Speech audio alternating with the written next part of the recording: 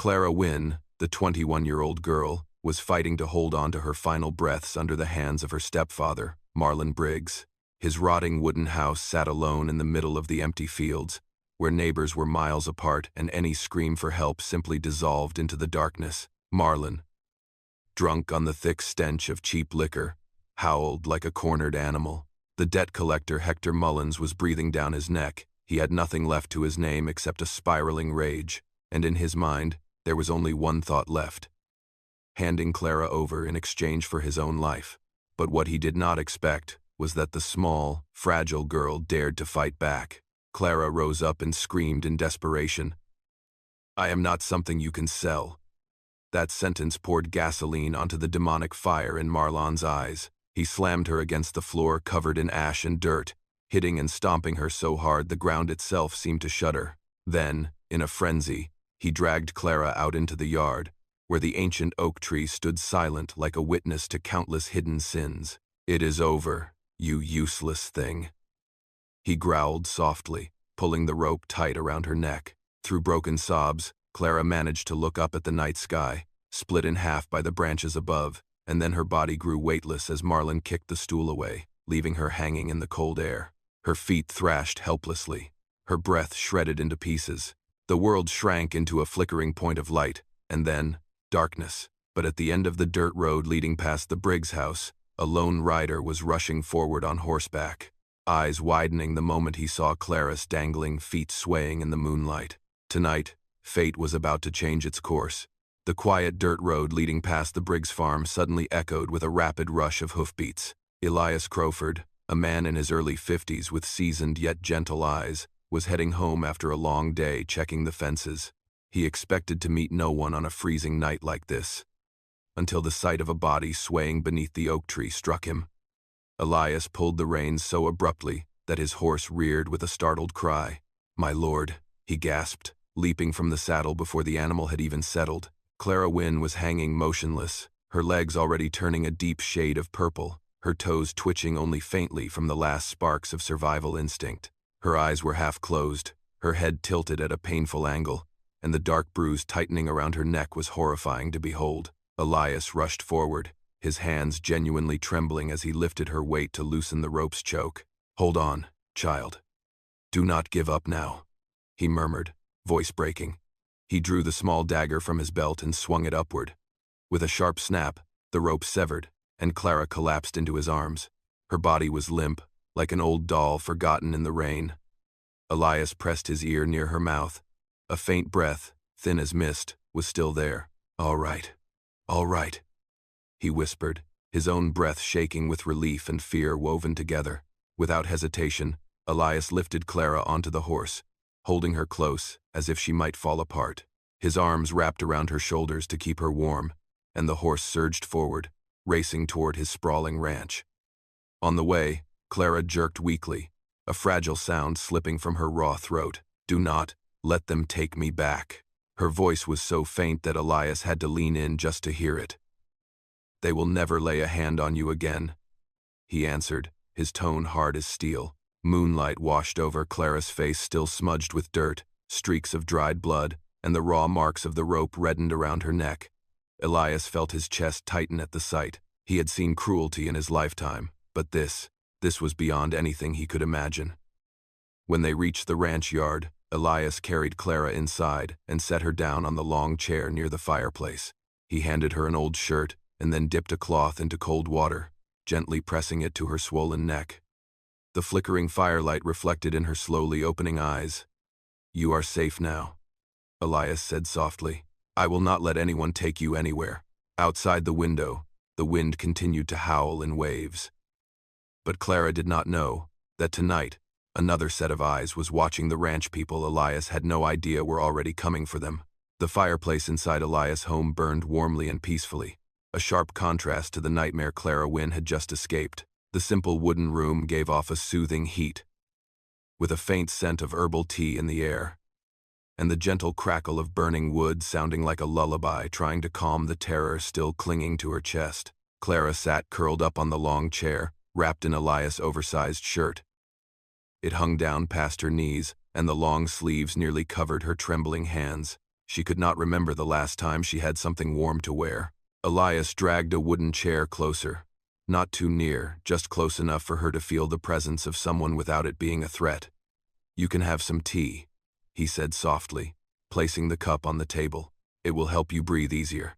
Clara reached for the cup, hesitating as if even the smallest gesture might set someone off. Elias noticed. His expression softened. "No one here is going to hurt you for holding a cup of tea," he said quietly. It was such a simple sentence, but it made Clara break down. Not loudly, just a silent tremble in her shoulders, and tears slipping down onto the oversized collar.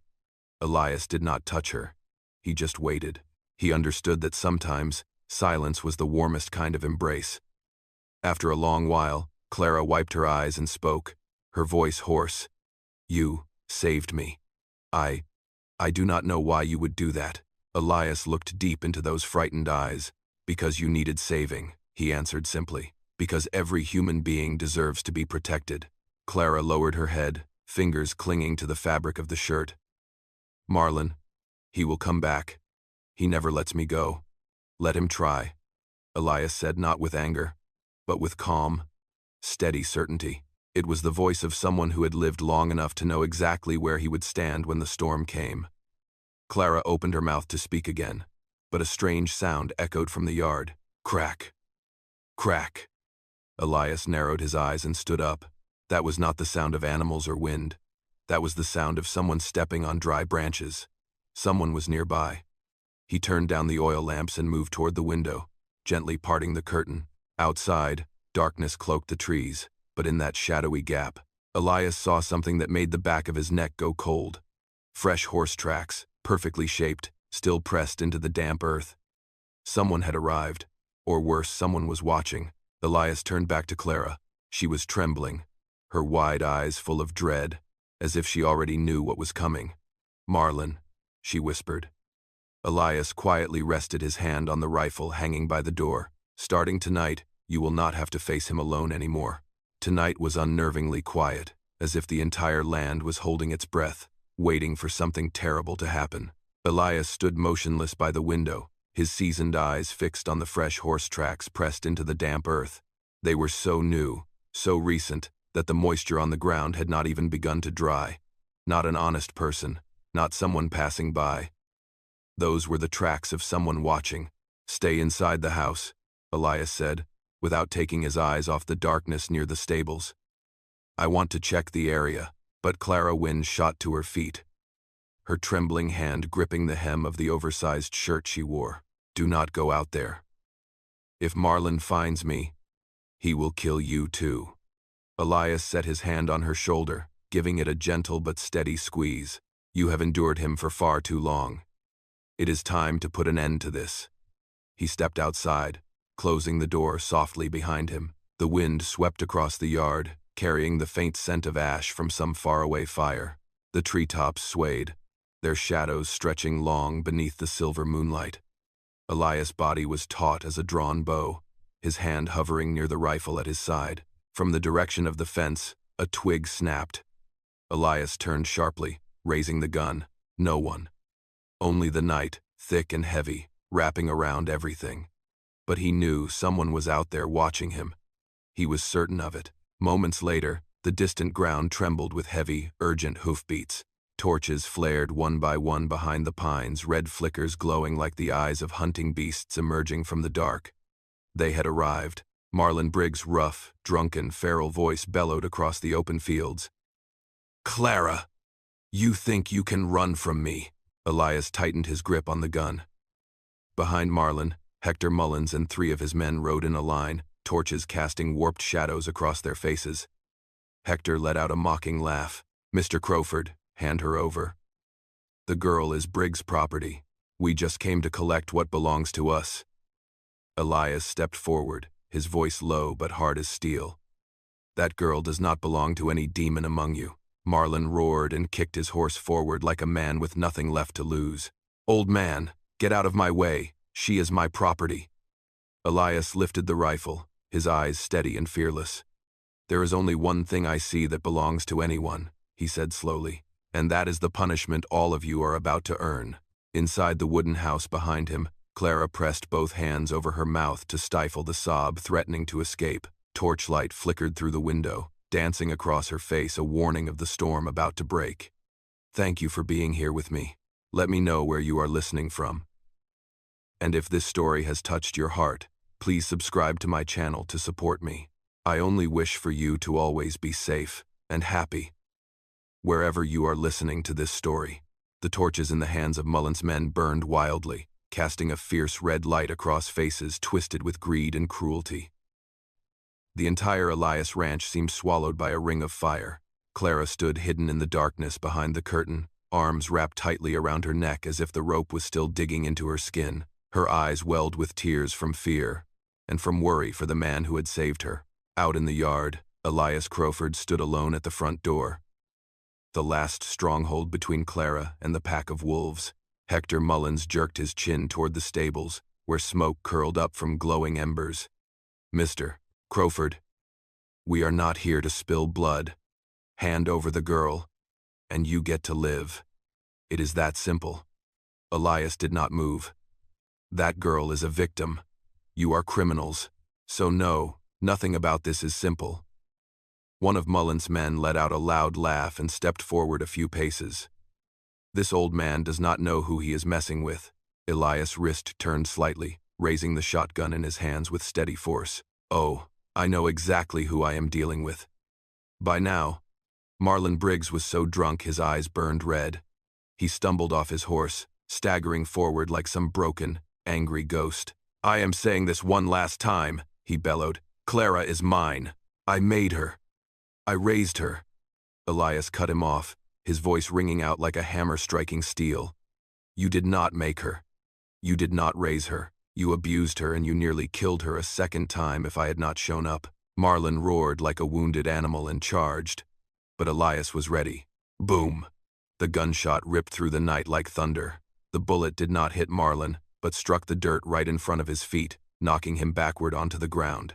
Take one more step, Elias said coldly, and the next shot will not be a warning. Fury spread through the rest of the men. Hector Mullins shouted, Get him! 3 thugs charged at once. Elias stepped back, reloading with calm precision. Boom! One dropped to the ground, clutching a bleeding arm. The second man lunged, but Elias swung the butt of the gun hard into his jaw, a sharp crack like breaking bone. The third one had circled behind Elias, knife raised to stab him from behind. In that split second, Clara, watching from inside, saw the flash of steel behind Elias' back. Without thinking, she shoved the door open and screamed, Elias, behind you! Elias spun on instinct, raising his arm to block the blade. The knife still carved a deep gash across his arm. Blood poured down, dark and heavy. Kill him! Hector roared. The ranch yard erupted into chaos. Fire blazed, gunshots echoed, screams tore through the night. Clara started to run toward Elias, when a police siren screamed through the air from afar. A new light was coming. The police siren tore through the night like a blade slicing straight into the chaos in front of the Crowford ranch. Lanterns swung at the heads of charging horses, casting long streaks of light that flew down the hill. Hoofbeats thundered, guns cocked, voices shouted, commands together they roared in like a storm. Sheriff Nolan Graves led the charge, his stern face shadowed beneath a wide-brimmed hat. He yanked the reins and stormed into the yard with the presence of a man who had long learned to stare evil in the eye. Drop your weapons! All of you! Graves bellowed, his voice echoing across the fields. The Mullins gang froze. Their torches wavered. The confidence they had moments ago vanished like smoke. They had not expected the sheriff to arrive this fast, nor to bring nearly a dozen armed militiamen with him. Hector Mullins made a move to flee, but one of the deputies raised his rifle. Freeze! One more step and we fire. Graves jumped down from his horse, leveling his Colt straight at the gang of thugs. You are all under arrest for assault, arson, and unlawful detainment. Elias Crowford stood in the yard, one hand clutching a bleeding wound, the other still holding his shotgun tight. His shoulder was soaked with blood, glowing dark under the firelight, but his eyes remained unshaken. Graves looked at him, voice softening just a bit. Elias, are you all right? I am still standing, Elias replied through a breath. But I cannot say the same for them. Clara rushed out of the house and ran to support Elias' arm. Her eyes still held fear, but for the first time that night, there was hope. Marlon Briggs, seeing it all, screamed and thrashed, trying to break free from the two deputies holding him. "That girl is mine, you traitor. I told you not to touch her." Graves stepped up and drove a punch straight into Marlon's gut, folding him over. "She does not belong to any animal like you," he said coldly. "And tonight, you are going to sleep in a jail cell instead of hanging innocent people from trees." Hector Mullins was already tied up, still cursing through gritted teeth. "This is not over, Sheriff. I have people backing me." Graves planted his boot on Hector's back and leaned in close enough for only him to hear. "Then let us see who shows up to save you at court tomorrow morning." Mullins' men were disarmed and bound in a line. Their torches were thrown to the ground, one by one, extinguished.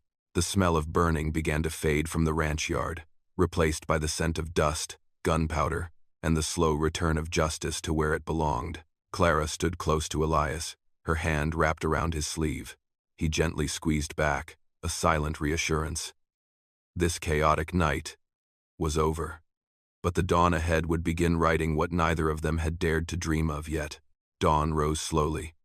The first light of morning filtered through the worn wooden slats of the Crowford Ranch, casting a soft golden glow over everything, as if the world itself had granted a second chance. Clara Wynne stood on the porch, wrapped in Elias' oversized shirt.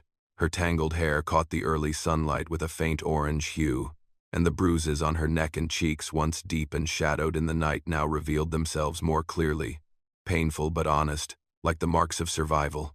She held her arms close, partly against the chill of the morning air, partly because the memory of the rope still refused to leave her mind.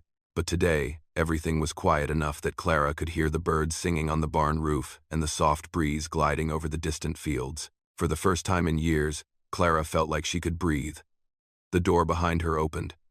Elias Crowford stepped out. The bandage on his left arm was still fresh, but he walked steadily, as if the wound mattered little. He stood beside her, not touching, just quietly being there.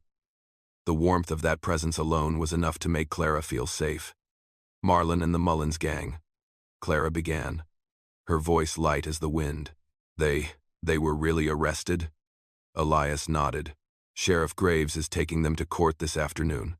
Hector Mullins may have money and power, but last night, he racked up enough charges that even he cannot escape now.